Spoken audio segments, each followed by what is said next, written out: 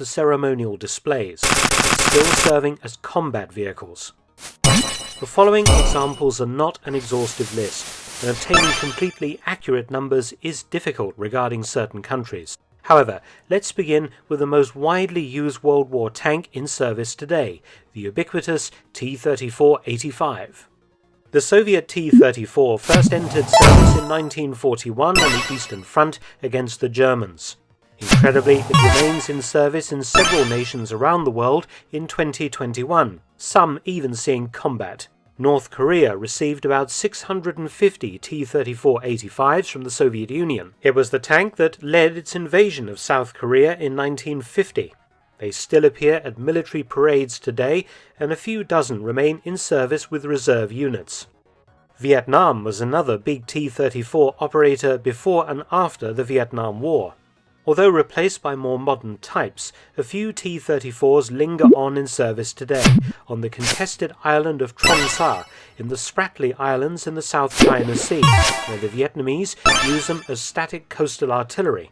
These were vehicles believed to have been supplied by the USSR in 1972. Transporting these tanks out to the islands was difficult and expensive, hence the Vietnamese have left these older types in place.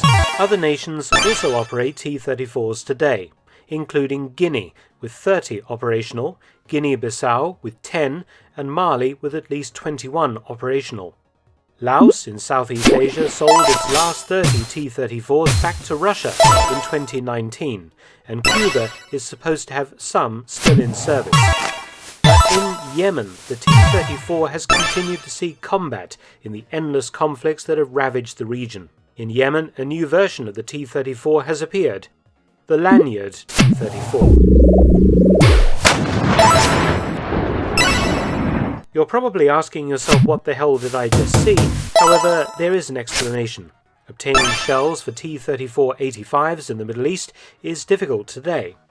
They have basically been reloading used shells. The dangers of overpressure rupture in a 70-plus-year-old breech and barrel, killing the gunner and crew, has led the Yemenis to find a novel way of firing their guns. Using a lanyard strung through a pistol port from a safe firing distance seems to be the order of the day. These tanks are also not much protection against RPGs or other modern anti-armor weapons, an added incentive to use them remotely in combat.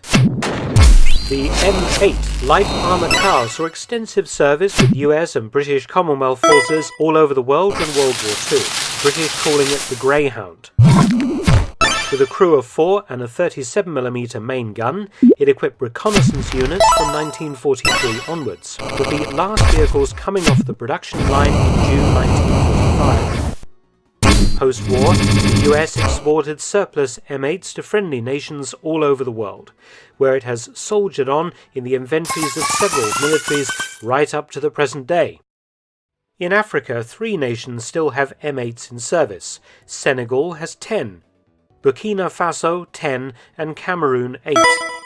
More continue to serve in South America, with Paraguay fielding 12. We know you're hovering over that button, but we need your help. We have a better button, we promise. Right on time. Not bright enough? Make 'em flash. Still not enough? All right. Sarge, you tried your best. They don't know what they're missing. Let's get back to the epic battles.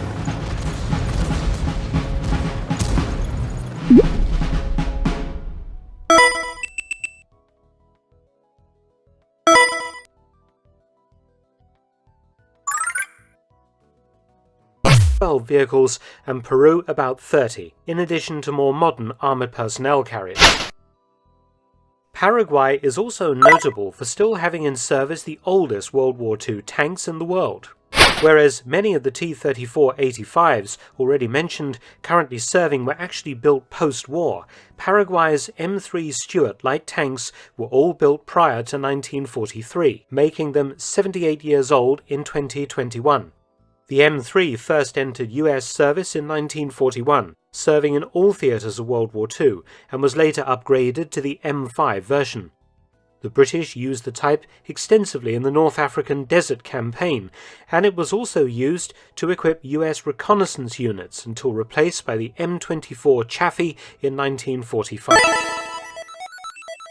In 2016, Paraguay brought 15 Stuarts back into service from storage, the tanks having been upgraded and with new engines.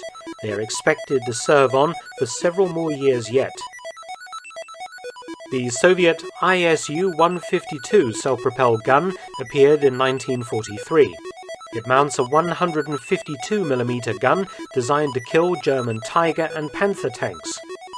This monster, called the Beast Killer by the Soviets, was exported to several Soviet-friendly nations and saw service in the Middle East conflicts between Egypt and Israel.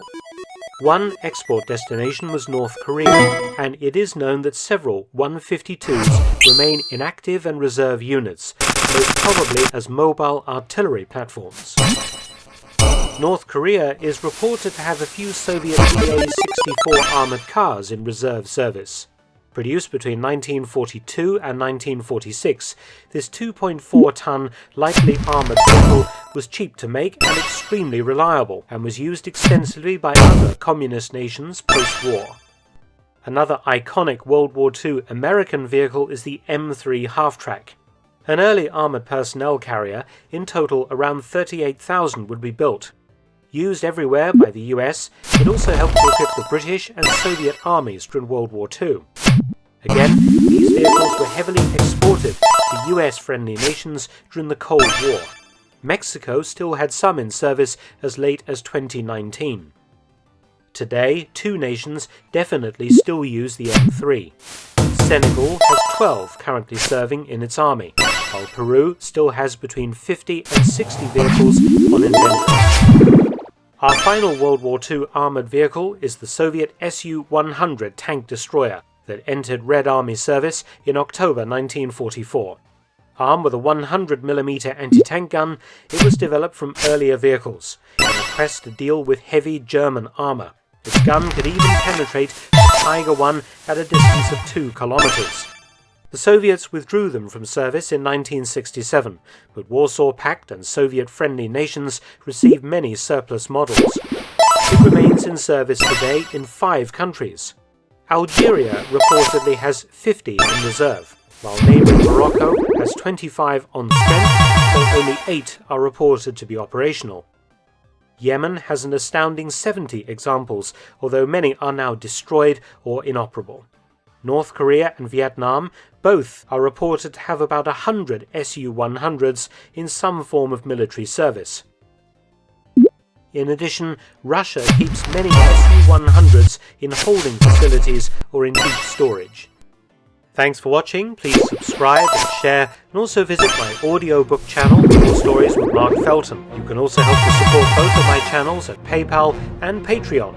Details in the description box below.